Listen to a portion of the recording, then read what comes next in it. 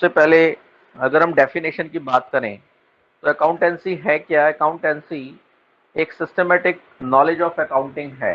Accountancy को अगर हम डिफाइन करें तो ये क्या है, किस तरीके से हम इसे डिफाइन करते हैं? इट रेफर्स टू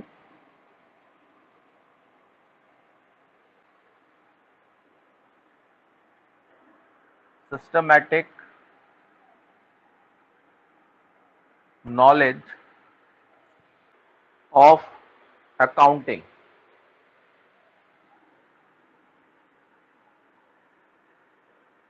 यानी अकाउंटेंसी में हम लोगों ने क्या सीखना है? एक सिस्टमैटिक नॉलेज लेनी है हमें। किसके बारे में? अकाउंटिंग के बारे में। ठीक है, तो अकाउंटेंसी यानी किस चीज की जानकारी है? अकाउंटिंग की जानकारी है। मीन्स क्या कर रहा है अकाउंटेंसी? ये हमें एजुकेट करेगा कि why and how to maintain the book of account.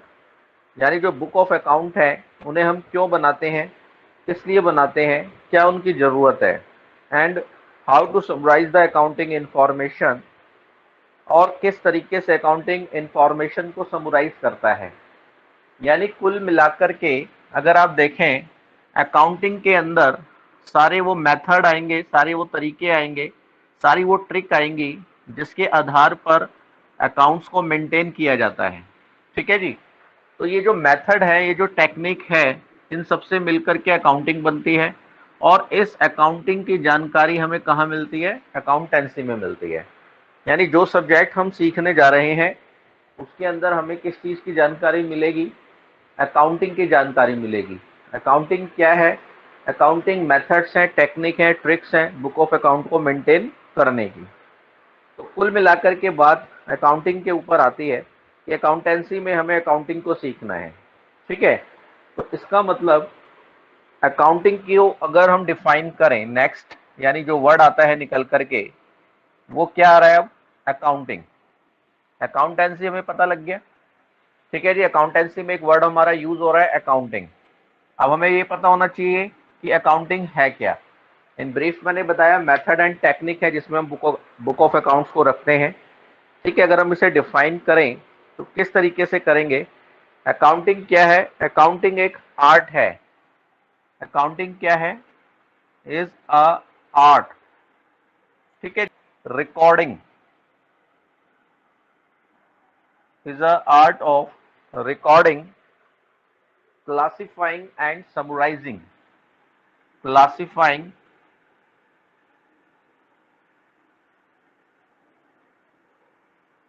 and summarizing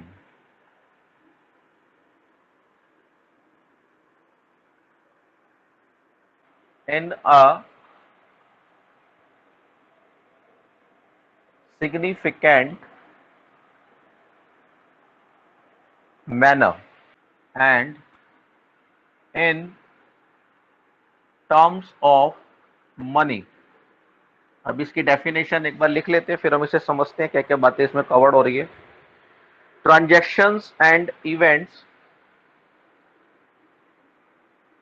transactions and event, transactions and events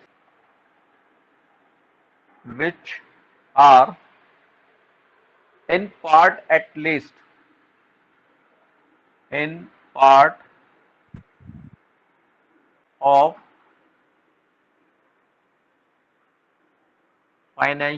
financial character and interpreting result thereof। ठीक है जी, एंड इंटरप्रेटिंग रिजल्ट thereof। तो ये अकाउंटिंग की डेफिनेशन आपको सीखने को मिलेगी। कोई भी अगर आप बुक्स अकाउंट्स की देखेंगे या टीचर स्कूल में बताएंगे तो बड़ी अजीब सी लग रही है। देखो अभी नया है क्योंकि हमारे लिए कुछ भी समझ में नहीं आ रहा। बहुत इजी है, अभी हम इसे ब्रेक करके समझेंगे। अकाउंटिंग क्या है? एक आर्ट है, एक कला है। किस चीज की? डाटा को रिकॉर्ड करने की, डाटा को क्लासिफाई करने की, डाटा को समराइज करने की, ठीक है जी। क्यों? एक सिग्निफिकेंट मैनर में, एक तरीके से, and in terms of money, है ना, पैसों के रूप में कोई भी ट्रांजेक्शन हो, इन टर्म्स ऑफ मनी जब तक वो नहीं होगी तब तक आप उसकी रिकॉर्डिंग नहीं कर सकते।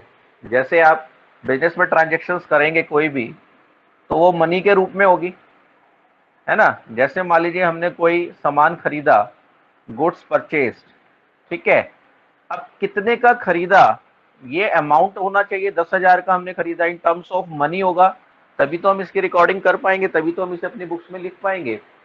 तो इसलिए हम क्या कह रहे हैं, in terms of money, transactions and events which are in part at least of financial character, जिसका फाइनेंशियल करेक्टर होना चाहिए। फाइनेंशियल करेक्टर का मतलब यहाँ पर आता है, जैसे हम नॉर्मली अपने अकाउंट्स जो रखते हैं 1 साल के लिए बनाते हैं, 1 साल के बाद हम प्रॉफिट एंड लॉस की जानकारी लेते हैं कि जो हम बिजनेस कर रहे हैं उसमें हमें कितना फायदा हुआ और कितना नुकसान हुआ, ठीक है। तो क्या हुआ, अकाउंटिंग, अकाउंटिंग एक आर्ट हो गया डाटा को रिकॉर्ड करने के लिए, क्लासिफाइंग, समराइज करने के लिए, एक सिस्टमेटिक तरीके से जो कि मनी के रूप में डिफाइन है। तो ऐसी सारी ट्रांजैक्शन जो फाइनेंशियल करेक्टर की है वो इसके अंतर्गत आती है, और लास्ट में उससे जो रिजल्ट मिल रहा है उसको इंटरप्रेटिंग भी किया जाता है। इंटरप्रेटिंग का मतलब कि जो उसके यूजर्स हैं उनको उसकी जानकारी दी जाती है। तो ये सारी बातें मिलकर के क्या बनती है, अकाउंटिंग बन जाती है। और इसी अकाउंटिंग को जहां हम सीख रहे हैं उस सब्जेक्ट का नाम क्या कहलाता है, अकाउंटेंसी कहलाता है। तो मेरे ख्याल से अकाउंटेंसी आपको समझ में आ गया होगा। ये जो सब्जेक्ट है हम लोग इसमें क्या सीखेंगे, ये रिकॉर्डिंग करना, क्लासिफाइंग करना, ये सारा एक प्रोसेस पूरी बुक में, जो आपकी 11th की बुक है, पूरी की पूरी बुक में आपके सामने ये सारी चीजें 1 बाय 1 चैप्टर्स के रूप में सीखने को आपके लिए आएंगी। क्योंकि सारा हमने अकाउंटिंग ही मेथड सीखना है, ठीक है। इसी को, इसी ट्रिक को, इसी मेथड को, इन्हीं टेक्निक्स को हम क्या बोलते हैं, अकाउंटेंसी बोलते हैं, ठीक है। समर्थ, क्लियर है? Yes sir. Vanshika? Yes sir. चलिए, वेरी गुड। तो देखिए, ये तो हमने समझा अकाउंटेंसी के बारे में कि अकाउंटेंसी में हमें सीखना क्या है। अकाउंटेंसी में हमें अकाउंटिंग को सीखना है। अकाउंटिंग क्या है? अकाउंटिंग डाटा को रिकॉर्ड, क्लासिफाई, समराइज करने का एक तरीका है, ठीक है जी। अब देखिए, अब ये चीजें कैसे सीखेंगे, क्या क्या चीजें इसमें कवर होने वाली है, 1 बाय 1 हम उसके बारे में और जान लेते हैं, ठीक है। हमने यहाँ पे जो वर्ड यूज करे अकाउंटिंग के अंदर, क्या क्या वर्ड यूज कर रहे हैं, रिकॉर्डिंग वर्ड यूज कर रहे हैं, क्लासिफाइंग वर्ड यूज कर रहे हैं, समराइज वर्ड यूज कर रहे हैं, है क्या ये वर्ड, क्या इनके मीनिंग है, क्या क्या चीजें इसमें कवर्ड होने वाली है, एक बार हम इन सब चीजों को और जान लेते हैं, ठीक है। तो ये जो सारी चीजें हैं, ये सब चीजें अकाउंटिंग के जो अंतर्गत आ रही हैं, ये सब चीजें मिलकर के क्या कहलाती हैं, ये कहलाती हैं अकाउंटिंग प्रोसेस। अब ध्यान से सुनिएगा, ये सब क्या कहलाती हैं, अकाउंटिंग प्रोसेस, ठीक है जी। तो ये तो चीज आपको पता लगी गई। अकाउंटिंग प्रोसेस में सबसे पहले हमारे पास क्या होनी चाहिए, कोई भी फाइनेंशियल ट्रांजैक्शन होगी हमारे पास, उसी की तो हम रिकॉर्डिंग करेंगे, फाइनेंशियल ट्रांजैक्शन, ठीक है। फाइनेंशियल ट्रांजैक्शंस का मतलब क्या हो गया यहाँ पर, जैसे अभी हम बात कर रहे थे कि हमने बिजनेस में गुड्स परचेज करे 10,000 के, तो एक ऐसी ट्रांजैक्शन है, फाइनेंशियल ट्रांजैक्शन है ना। फाइनेंशियल ट्रांजैक्शंस का मतलब बिजनेस से रिलेटेड, बिजनेस से संबंधित। अब जैसे घर में मान लीजिए मैरिज है, अब उस मैरिज में हम लोग कपड़े खरीद करके लाए अपने लिए 10,000 के, ठीक है। अब इसे फाइनेंशियल ट्रांजैक्शन नहीं कहा जाएगा, क्यों? क्योंकि बिजनेस से रिलेटेड ट्रांजैक्शंस नहीं है, ये घर की हमारी ट्रांजैक्शंस है, पर्सनल। तो फाइनेंशियल ट्रांजैक्शन से मतलब हो गया बिजनेस से रिलेटेड ट्रांजैक्शंस होनी चाहिए। तो कोई भी फाइनेंशियल ट्रांजैक्शंस को हमें क्या करना होता है, सबसे पहला काम हमने क्या सीखा, क्या करना है जी, हमें उसको रिकॉर्डिंग करनी है, ठीक है। रिकॉर्डिंग, ये बात हमने ऊपर डेफिनेशन में देखी। क्या है रिकॉर्डिंग में, क्या क्या चीजें कवर्ड हो रही हैं, इधर लिख देता हूं मैं इसको। इसमें हम जो सीखेंगे, एक तो आएगा देखिए जर्नल, जर्नल बनाना हम लोग सीखेंगे। जर्नल में क्या क्या चीजें कवर हो जाती हैं, जर्नल में आ जाता है कैश बुक, देखिए जितनी भी कैश से रिलेटेड ट्रांजैक्शन है वो सारी की सारी कैश बुक के अंतर्गत आएगी। अगर हम कैश माल को खरीद रहे हैं या कैश ही सेल कर रहे हैं, कोई भी चीज जो कैश के बदले आ रही जा रही है वो सारी कैश के रूप में एक जगह यहां पर लिखी जाएंगी। ऐसे ही आती है परचेज बुक।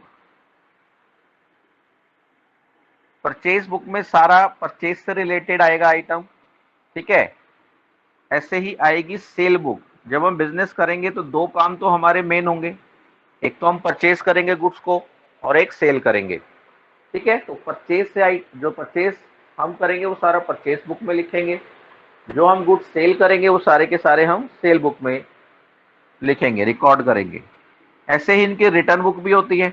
ऐसा भी तो हो सकता है ना, खरीदा हुआ माल वापस किया हो, उसे हम क्या बोलते हैं, परचेज रिटर्न बुक।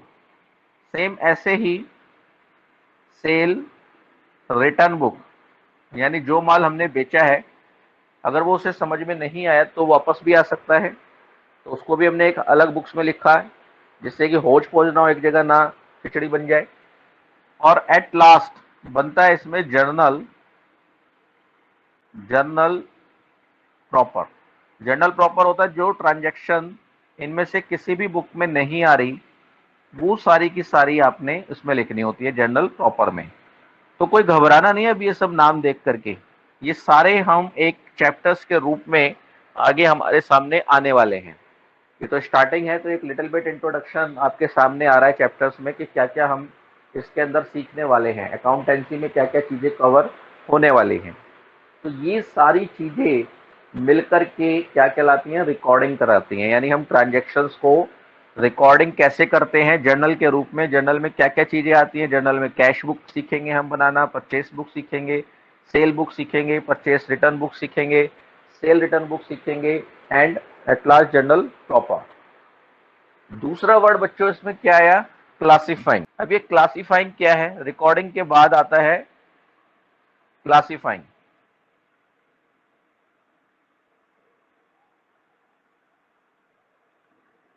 ठीक है जी। क्लासिफाइंग में देखिए जितनी भी ट्रांजैक्शन हैं उनकी पोस्टिंग की जाती है। पोस्टिंग कहां पर की जाती है, इनटू लेजर, ठीक है। अब एक नया वर्ड आ रहा है हमारे सामने, लेजर। यानी अगला स्टेप हमारा क्या होगा सीखने वाला, वो होगा लेजर में पोस्टिंग करना। जब हम एक ही जैसी ट्रांजैक्शंस को एक पर्टिकुलर बुक में दिखाते हैं तो उसको हम क्या बोलते हैं, लेजर बोलते हैं। तो ये भी एक इसके बाद चैप्टर्स के रूप में आएगा हमारे सामने कि किस तरीके से हमें उसको लेजर को बनाना है। इस तरीके से आप इसे समझ सकते हैं जैसे हम लोग किचन का सामान लेकर के आए खूब सारा, है ना, मम्मी ने पर्चा बना करके दिया भाई किचन में ये चीजें आनी है, आटा दाल चावल चीनी, है ना, चाय पत्ती दाल। तो मम्मी क्या करती है, बैग में आप भर करके ले आए सामान। अब ये थोड़ी ना है कि मम्मी ने उठा के उसे ऐसे ही रख दिया। मम्मी क्या कर रही है, अलग अलग हर चीज का एक बॉक्स बना हुआ है, मर्तबान बना हुआ है, डब्बा बना हुआ है। चाय पत्ती उस जगह जा रही है नहीं, चीनी का एक अलग डब्बा है उसमें जा रहा है। तो मम्मी ने क्या कर दिया, उसे क्लासीफाइंग कर दिया। अब कोई भी जाएगा तो उसे मालूम होगा कि भाई चाय पत्ती इस बॉक्स में है, शुगर इस बॉक्स पे है नहीं, आटा इस डब्बे में, एक अलग मतलब उसको कैटेगराइज कर दिया गया है। तो ऐसे ही अकाउंट में जो एक जैसे हेड वाली ट्रांजेक्शन्स हैं उनको हम एक ही अकाउंट्स में दिखाते हैं उन ट्रांजेक्शन्स को। जैसे फर्नीचर से रिलेटेड सारी जो बातें होंगी वो फर्नीचर अकाउंट में दिखाई जाएंगी, है ना। सेल से रिलेटेड सारी जो बातें हैं वो सेल अकाउंट में दिखाई जाएंगी। बनेगा कैसे, कैसे उसको रिकॉर्ड किया जाता है, ये सब आगे हम चैप्टर्स के रूप में सीखने वाले हैं। तीसरा स्टेप क्या हो गया हमारा, समराइज करना।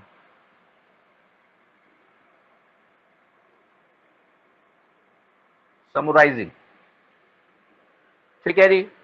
अब ये समराइजिंग क्या है, देखिए समराइजिंग में हम लोग बिल्कुल लास्ट में जाकर के क्या सीखते हैं, ट्रायल बैलेंस बनाना। अभी बताता हूं क्या है ये, ठीक। इसके बाद trading and profit and loss account, trading and profit and loss account, and at last balance sheet, ठीक। तो ये क्या हो गया जी हमारा समराइज करना, यानी समराइज करने में जो हमने लेजर बनाई है उनकी हम बैलेंसिंग करना सीखेंगे कि लास्ट में हमारे पास कैश का कितना बैलेंस बचा, ठीक है जी, परचेज का कितना बैलेंस बचा, फर्नीचर कितने का अवेलेबल है, बिल्डिंग कितने की अवेलेबल है। तो ये सारी बैलेंसिंग कहलाती है। Profit and loss, trading and profit and loss बनाना हम सीखते हैं। ये क्या बताता है हमें, बिजनेस में हमें प्रॉफिट के बारे में जानकारी देता है कि भाई एक साल तक जब हम बिजनेस कर लेते हैं तो उस बिजनेस में हमें क्या फायदा हुआ, क्या नुकसान हुआ, इसकी जानकारी हमें कहाँ से मिलती है, trading and profit and loss account से, ठीक है। उसके बाद लास्ट में क्या है जी, बैलेंस शीट। बैलेंस शीट हमें किस चीज की जानकारी देती है, बैलेंस शीट फाइनेंशियल स्टेटमेंट के बारे में बताती है। फाइनेंशियल स्टेटमेंट मतलब कि लास्ट में हमारे पास एसेट्स के रूप में, लायबिलिटीज के रूप में, कैपिटल्स के रूप में कितनी कितनी वैल्यू की चीजें अवेलेबल हैं। क्या क्या चीजें आ गई अकाउंटिंग में, हम जो डेफिनेशन में वर्ड यूज कर रहे थे रिकॉर्डिंग, हमने देखा रिकॉर्डिंग में क्या कवर्ड हो रहा है, क्लासिफाइंग, क्लासिफाइंग में हमने देखा कॉस्टिंग इनटू लेजर है, समराइज, समराइज में हमने देखा trial balance, profit and loss और बैलेंस शीट बनाना आ रहा है। जब ये काम हम लोग कर लेते हैं, ये सब चैप्टर्स के रूप में 11th में ही आने वाले हैं ये सारी बातें, जब हम ये सारा काम कर लेते हैं तो उसके बाद अगला स्टेप हमारा आता है एनालाइजिंग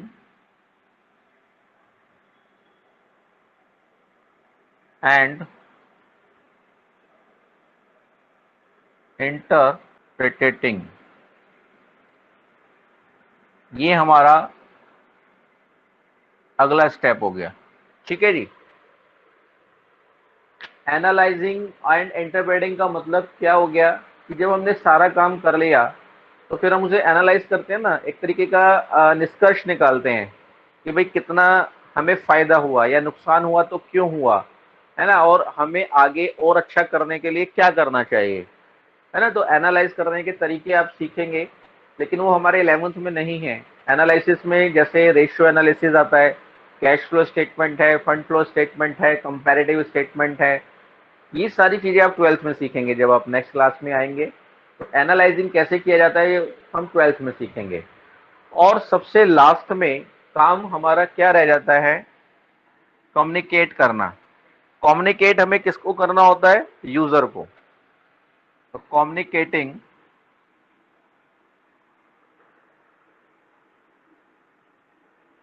टू यूजर्स, ठीक है जी।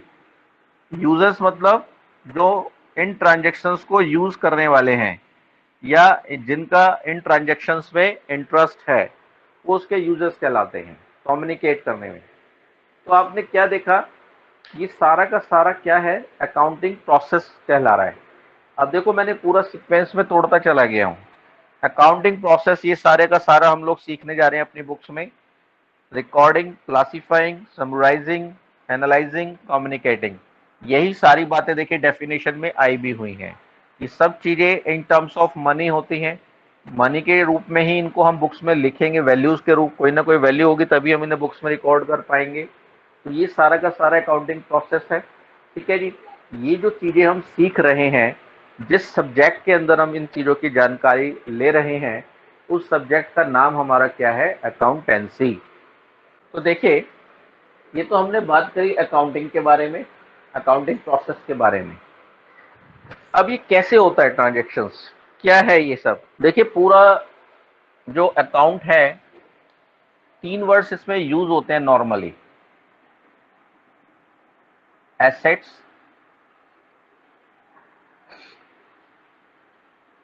लायबिलिटी,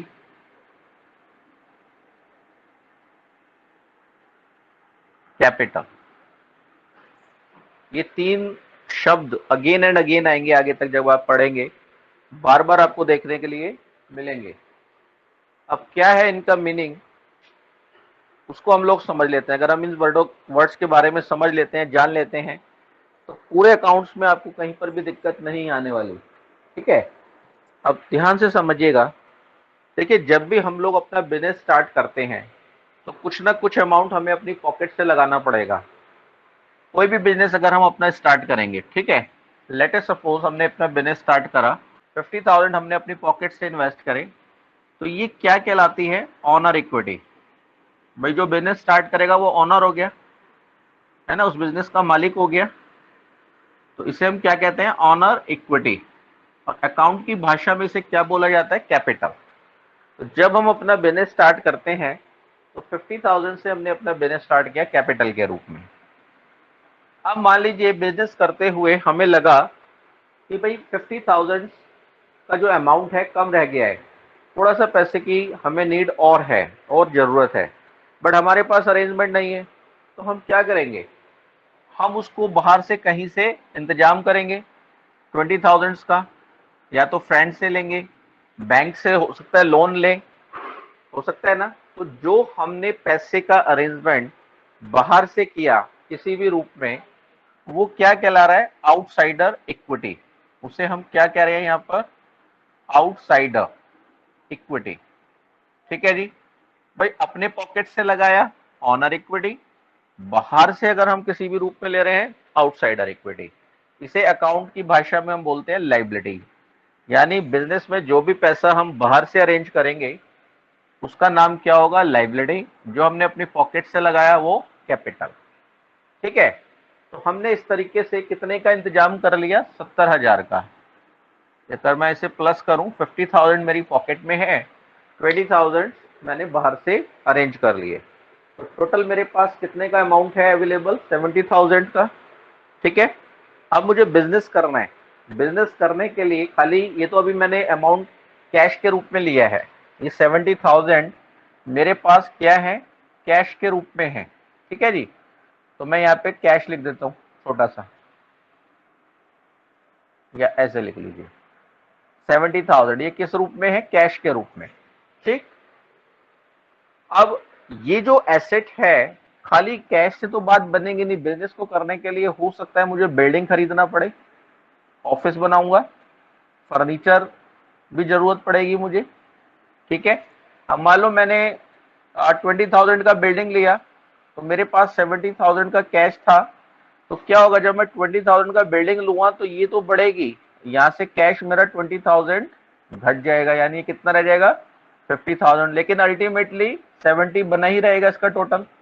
ऐसे ही अगर फर्नीचर लूं, मान लीजिए 10,000 से फर्नीचर रिप्रेजेंट हो जाएगा मेरा, अगेन यहाँ पे 10,000 कम होकर के ये कितना रह जाएगा, 40,000। लेकिन टोटल फिर भी 70 बना रहेगा। तो कुल मिला के मैं ये कहना चाह रहा हूँ कि जो ये एसेट है ये हमेशा इनका टोटल रहेगी, यानी इसकी इक्वालिटी हमेशा बरकरार रहेगी। जो मैंने अमाउंट अरेंजमेंट किया है उसी से मैं अपनी एसेट्स को डेवलप करूंगा बिजनेस को करने के लिए, किसी भी रूप की चाहे वो एसेट हो। तो यानी एसेट्स क्या होगी मेरी, टोटल इक्विटी। एसेट्स क्या होगी मेरी, टोटल इक्विटी। ठीक है जी। कैपिटल मैंने अपनी पॉकेट से लगाया 50,000, 20,000 मैंने बाहर से अरेंज किया, टोटल 70,000 हो गए। उन 70,000 से मैंने एसेट क्रिएट करी। किस किस रूप में एसेट हो सकती है, जैसे मैंने अभी आपको बताया कैश के रूप में हो सकती है, कुछ पैसा हो सकता है मैं बैंक में डिपॉजिट करता हूं उसमें से, कुछ में से मैंने बिल्डिंग बना ली, फर्नीचर। सर इक्विटी क्या होता है? इक्विटी का शब्द का मतलब यहाँ पैसे से है, धन से है। ऑनर इक्विटी मतलब ओके। ऑनर का धन, ऑनर का पैसा। ठीक है। अब वो किसी भी रूप में हो सकता है, मतलब जैसे ऑनर के पास मान लो 50,000 कैश है और एक गाड़ी भी है, उसने कहा बिजनेस में मैं अपनी गाड़ी भी इन्वॉल्व कर लेता हूँ, भाई गाड़ी मुझे नई नहीं खरीदनी पड़ेगी। तो वो भी तो उसकी इक्विटी ही है, गाड़ी के रूप में उसकी एसेट है, वो धन है, मतलब समझ रहे हो, समझ। Yes sir. हाँ जी। फिर ऐसे ही गुड्स हो सकते हैं यहाँ पर। ठीक है। गुड्स का मतलब क्या है, देखिए जिस चीज का हम बिजनेस करते हैं उसको हम यहाँ पर गुड्स बोलते हैं अकाउंट्स की भाषा में, इसको भी समझ लीजिए ध्यान से। गुड्स का मीनिंग क्या है, जिस चीज का हम लोग बिजनेस कर रहे हैं वो गुड्स कहलाएंगे। जैसे मेरा अगर साइकिल का बिजनेस है तो साइकिल को गुड्स बोला जाएगा। मेडिकल स्टोर है तो मेडिसिन जो सेल परचेज की जाएगी वो गुड्स हो जाएंगी। ठीक है जी। और स्टेशनरी का बिजनेस है तो स्टेशनरी की जो भी चीजें हैं वो सारी की सारी क्या कहलाएंगी, गुड्स। तो एक कॉमन वर्ड हम अकाउंट में यूज करते हैं, गुड्स। गुड्स का मतलब जिस चीज का हम बिजनेस कर रहे हैं तो ये भी हमारा एक एसेट का पार्ट होता है, क्योंकि इसी पैसे से ये सारी चीजें डेवलप होने वाली हैं। तो कैश हो गया, बैंक हो गया, बिल्डिंग हो गया।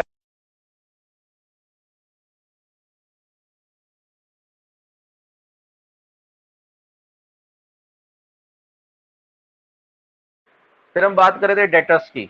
डेटर्स का मतलब क्या है कि जिन लोगों को हम क्रेडिट सेल करते हैं उन्हें हम अकाउंट की भाषा में क्या क्या बोलेंगे, डेटर्स। जैसे मैंने मोहन को 10,000 का उधार माल बेचा, क्रेडिट सेल का मतलब उधार, यानी अभी मुझे पैसे नहीं मिले, बाद में मिलेंगे, लेकिन मुझे उसको अपने बुक ऑफ अकाउंट में लिख करके रखना पड़ेगा, वरना भूल जाऊंगा मैंने किसको बेचा है। तो इसको हम मोहन को अपने अकाउंट में की भाषा में क्या बोलते हैं, डेटर्स। ऐसे ही कुछ ऐसे एक्सपेंस होते हैं जिन्हें हम पहले ही कर देते हैं एडवांस में, प्रीपेड एक्सपेंसेस, वो भी एसेट कहलाते हैं, क्योंकि अभी टाइम नहीं आया, टाइम से पहले हमने उनको कर दिया है, तो वो हमारी क्या कहलाएंगे, एसेट्स कहलाएंगे। जैसे अगले महीने का जो किराया है मैंने अभी दे दिया है, प्रीपेड कर दिया है, अभी चल रहा है जून, जुलाई का किराया मान लो मैं जून में पे कर दूं, तो जब तक जुलाई नहीं आता तब तक के लिए वो एडवांस हो गया, प्रीपेड हो गया। प्री मतलब पहले देना, प्रीपेड पहले देना, है ना। तो वो हमारा क्या कहलाता है, एसेट्स कहलाता है। इसी तरीके से कुछ इनकम एक्रूड होती हैं, आउटस्टैंडिंग होती हैं, वो भी एसेट कहलाती हैं, एक्रूड इनकम। अब एक्रूड इनकम क्या हो गई, ऐसी इनकम जो ड्यू है, यानी हमें अभी रिसिप्ट नहीं हुई है, कमा तो लिए हमने लेकिन हमें अभी कैश के रूप में नहीं मिले हैं, तो वो एक्रूड इनकम कहलाती हैं और एसेट का ही हिस्सा मानी जाती है जब तक कि हमें कैश के रूप में ना मिल जाए। क्योंकि अगर वो हमें कैश में मिल जाती तो वो यहाँ पर कैश में जाके प्लस हो जाती, लेकिन अभी मिली तो है नहीं। लेकिन प्लस होने वाला काम तो हो चुका है ना, क्योंकि जनरेट तो हो गई है, मिलनी तो है, चाहे 2 दिन बाद मिले, चाहे 10 दिन बाद मिले, चाहे 1 महीना, लेकिन हम उसे लिखेंगे तो है ना यहाँ पर। बस कैश के रूप में ना लिख के हम उसे एक अलग नाम दे रहे हैं, एक्रूड इनकम। क्यों, क्योंकि अभी हमें कैश के रूप में वो नहीं मिली है। लायबिलिटी में क्या है, मैंने बताया लायबिलिटी वो पार्ट है जो बाहर से हम लोग अरेंज कर रहे हैं। सिंपल सी बात है, जैसे कि लोन, उधार जो हमने बाहर से लिया, अगर हम बैंक से ले रहे हैं तो बैंक लोन हो सकता है ना। ये भी दो तरीके के हो सकता है, लोन भी शॉर्ट टर्म भी हो सकता है ना, लॉन्ग टर्म भी हो सकता है। लॉन्ग टर्म मतलब लंबे टाइम के लिए अगर हमने पैसा उधार लिया है, शॉर्ट टर्म मतलब थोड़े समय के लिए अगर हमने उधार लिया है, ठीक है जी। और क्या हो सकता है, क्रेडिटर्स, एक क्रेडिटर्स और समझ लीजिए, इसमें जो टर्म्स आती है, क्रेडिटर्स क्या है, जैसे मैंने अभी आपको डेटर्स बताया जिन्हें हम क्रेडिट सेल कर रहे हैं, ऐसे ही हम बिजनेस में क्रेडिट परचेज भी तो करेंगे, कि अभी हमने माल तो खरीद लिया है, गुड्स तो ले लिए हैं, लेकिन अभी हमने पेमेंट नहीं करी है, ठीक है। लेकिन हमें याद तो रखना पड़ेगा ना किससे खरीदें, क्योंकि एक जना तो होगा नहीं, 2 जने भी हो सकते हैं, 5 जने भी हो सकते हैं, 10 जने भी अलग अलग, उनको हम अपनी बुक्स में रिकॉर्ड करेंगे। तो उन सब को हम क्या कहते हैं, क्रेडिटर्स, ठीक है। तो ये दो टर्म्स आप याद रखिएगा, डेटर्स जिन्हें हमने उधार बेचा हुआ है, क्रेडिटर्स जिनसे हमने उधार खरीदा हुआ है। अगर ये दो टर्म्स आप समझ जाते हैं तो बड़ा आसान हो जाएगा। ऐसे ही कुछ खर्चे ऐसे होते हैं जो आउटस्टैंडिंग हैं, यानी ड्यू हो गए पर अभी हमने उनका भुगतान नहीं करा है, पेमेंट नहीं करी है। जैसे जून चल रहा है, अभी मैं जून का अपने ऑफिस का रेंट ना दूं, मैं अपने लैंडलॉर्ड से कहूं कि भाई मैं जुलाई में ही पे कर दूंगा, तो जो जून का रेंट है वो मेरे लिए कैसा खर्चा है, आउटस्टैंडिंग लाइबिलिटी है ना, मेरे लिए देनदारी, उधार हो गया ना एक तरीके से। मतलब यही तो माना जाएगा कि मैंने अपने लैंडलॉर्ड से जून का किराया उधार ले लिया एक तरीके से, यही तो मतलब हो गया, तो लाइबिलिटी का रूप हो गया ये, सिंपल सी बात। ऐसे ही आप देखें एडवांस इनकम,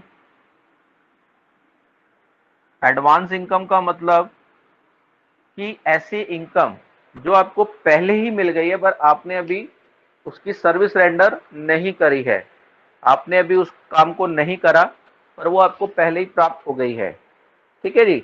तो वो जब तक के लिए मेरी लायबिलिटी ही कहलाएगी जब तक मैं उस काम को ना कर दूं, ठीक है।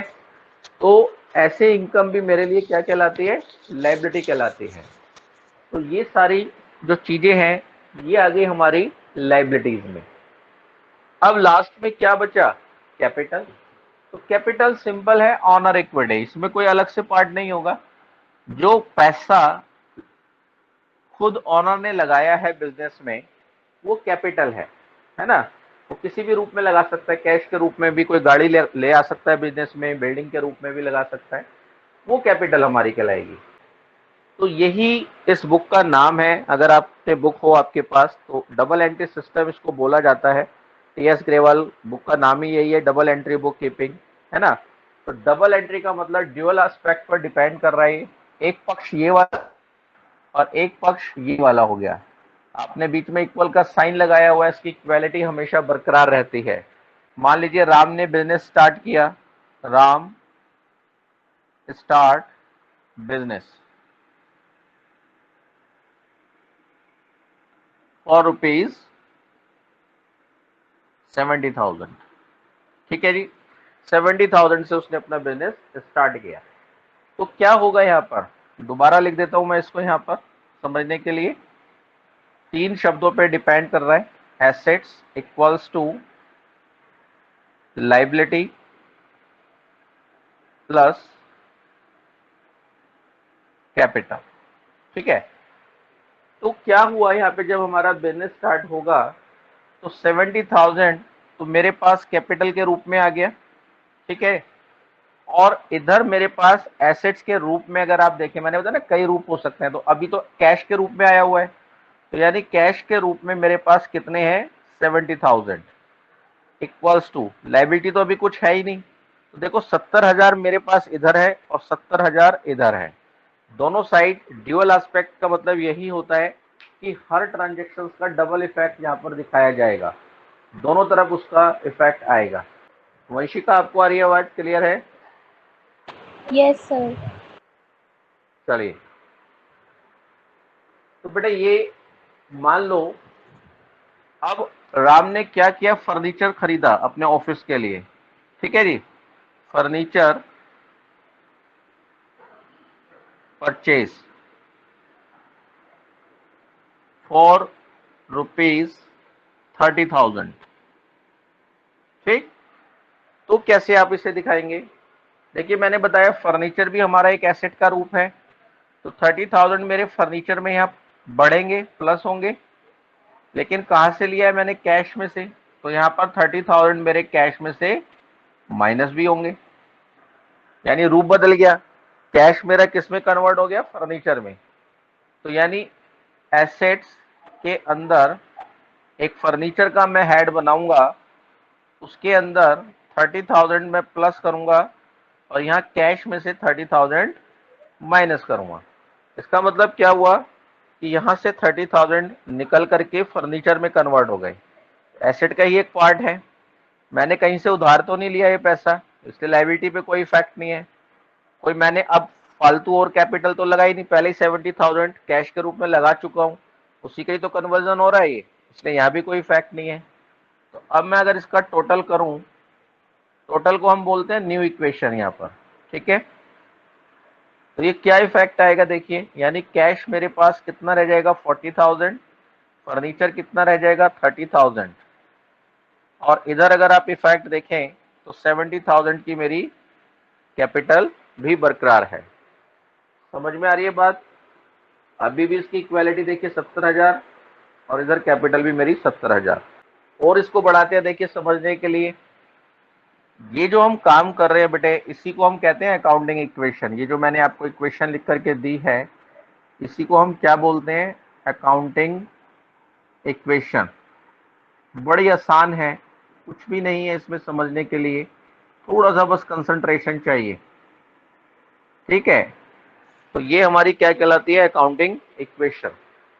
अब मान लीजिए हमने गुड्स परचेज करे, गुड्स परचेज, ठीक है, ऑन क्रेडिट, उधार खरीदे हमने, फॉर रुपीज 40,000, पैसे नहीं दिए अभी हमने, क्या करा है, उधार खरीदे हैं। अब देखो ध्यान से सुनना, क्रेडिट परचेस करा है मैंने, क्रेडिट परचेस, ये वाली बात आ गई। देखो अभी उधार खरीदे है तो ये क्या है मेरा क्रेडिटर्स। क्रेडिटर्स किसका पार्ट है, लाइबिलिटी का। मैंने लाइबिलिटी बनाई हुई है ना, तो इसका मतलब 40,000 यहां पर आएंगे, ठीक। और गुड्स क्या है, गुड्स हमारा एसेट्स को जनरेट कर रहा है, तो यहां पर एक गुड्स का कॉलम मैं और बना सकता हूं अब कैश में, और यहां पर मैं इसको लिखूंगा 40,000, ठीक है। तो इसका मतलब ये हो गया कि ये जो 40,000 मैंने और पैसा लिया, ये उधार लिया मैंने किसी से, है ना। किससे लिया, क्रेडिटर से। तो यही तो थे जो मैं बाहर से पैसे का इंतजाम कर रहा हूं। ये पैसा मैंने यहां से नहीं लिया, 70,000 को नहीं करा मैंने, ये मैंने किसी से उधार लिया, और उधार के रूप में क्या लिया, उससे गुड्स ले लिए सीधे, है ना। भैया तो कैश लेता फिर खरीदता, लेकिन उसी से मैंने गुड्स ले लिए हैं, जिस चीज का मैं बिजनेस करता हूं। तो मेरे इधर एसेट्स के रूप में गुड्स बढ़ गए, और इधर मेरी लायबिलिटी क्रिएट हो गई। ठीक है, महक समझ में आ रहा है ये बात।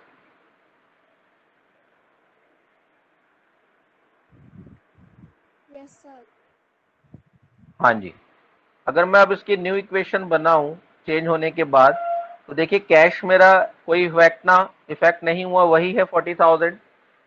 फर्नीचर मेरा 3,000 वही का वही है। गुड्स मेरे पास बढ़ गए 40,000 के, जो कि मैंने उधार अरेंज करे हैं। लायबिलिटी मेरे पास बढ़ गई 40,000 की, और 70,000 की मेरे पास कैपिटल बढ़ गई है। ठीक है, तो अगर आप देखें इक्वालिटी अभी भी बरकरार है। यहां अगर आप इसका टोटल करें 40 और 30, 70,000, 70 और 40, 1,10,000। ऐसे इधर 40 और 70, 1,10,000, इधर भी वही अमाउंट आ रहा है। तो ये अकाउंटिंग इक्वेशन किसी भी स्टेज पर कभी भी ब्रेक नहीं होगी, हमेशा बनी रहेगी। जैसे जैसे ट्रांजेक्शन्स हमारी आगे बढ़ती रहेंगी, अमाउंट में इस तरीके से फेर बदल होता है, दोनों तरफ उसका इफेक्ट होता है, जिसकी क्वालिटी खराब नहीं होती। और एग्जांपल ले लेते हैं बिजनेस के ही ट्रांजेक्शन्स के। अभी हमने खरीदने के लिए अब बेचने का ले लेते हैं, ठीक है। मान लीजिए गुड्स सोल्ड ऑन क्रेडिट, ये भी मैं उधार ही ले रहा हूं। गुड्स सोल्ड ऑन क्रेडिट, यानी हमने उधार माल सेल कर दिया, ठीक है जी। कितने का सेल करा है हमने, ₹50,000, एंड कॉस्ट मान लीजिए उसकी दे रखी है 30,000। जब हम माल को बेचेंगे तो कुछ ज्यादा अमाउंट में बेचेंगे ना, तभी तो हमें फायदा होगा, ये थोड़ा ना उसी अमाउंट में बेच देंगे। तो इसका मतलब क्या हम बता रहे हैं, यहाँ पर 30,000 का जो गुड्स है वो हमने 50,000 में सेल आउट कर दिया, ठीक है। तो यहाँ पे हमें प्रॉफिट हुआ। प्रॉफिट बताइए कितने का हुआ, बता सकते हैं। 30,000 का 20,000। जो गुड्स, वेरी गुड भाई, 50,000 में हमने क्या कर दिया, सेल कर दी। उसकी जो कॉस्ट थी वो कितनी थी, 30,000। तो मेरे को प्रॉफिट कितना हो गया, 20,000 का, है ना। ये तीन बातें हैं इस ट्रांजेक्शन में। अब देखें इसको कैसे आपने एडजस्ट करना है अकाउंटिंग इक्वेशन में। देखिए पहली बात तो क्रेडिट सेल हुई है यहाँ पर। क्रेडिट सेल टर्म यहाँ पर मैंने बताया था डेटर्स होती है, ये आपको याद रखना है, जो कि हमारा एक एसेट का ही हिस्सा है। तो एक तो हम यहाँ पर डेटर्स का कॉलम बनाएंगे अभी एसेट्स में, ठीक है। तो यानी कितने अमाउंट का डेटर्स मेरा बढ़ेगा यहाँ पर, 50,000 का। एक तो मैंने ये लिख लिया यहाँ पर, ठीक। दूसरी बात, 30,000 के मैंने कॉस्ट के क्या करे हैं, गुड्स बेच दिए। ये क्या थे, क्या सेल करा है मैंने, गुड्स। तो मेरे पास थे 30,000 गुड्स में से माइनस हो जाएंगे, सिंपल सी बात है, तभी तो बेचूंगा भाई। मेरे पास 40,000 के गुड्स थे, उसी में से तो बेचूंगे मैंने 30,000 के। तो 30,000 मेरे यहाँ से माइनस हो गए। 20,000 का प्रॉफिट हो गया। प्रॉफिट किसका होगा, ओनर का। ओनर कौन है, कैपिटल। भाई सारा बिजनेस जो किया जा रहा है, प्रॉफिट या लॉस जो भी हो रहा है, वो किसका होगा, मालिक का ही तो होगा। तो यानी इस प्रॉफिट को कहां पर ऐड करना होगा हमें, इधर की तरफ कैपिटल में 20,000। तो याद रखिएगा कोई भी फायदा अगर आपको हो रहा है तो वो आपने यहाँ पर ऐड करना है कैपिटल में, यानी रिवेन्यू यहाँ लिख देता हूं, प्लस की जाएगी। और अगर कोई भी एक्सपेंस होगा तो वो आपने माइनस करना है, कोई भी खर्चा अगर होता है। तो ये हमें फायदा हो रहा था, हमने इसको ऐड कर दिया। देखिए इसकी इक्वालिटी अभी भी बरकरार है, इधर की तरफ 50,000 जुड़े हैं, 30,000 घटे हैं, तो 20,000 इंक्रीज हुआ है और 20,000 इधर भी इंक्रीज हुआ है। इक्वालिटी पे कोई फर्क नहीं पड़ा अभी भी।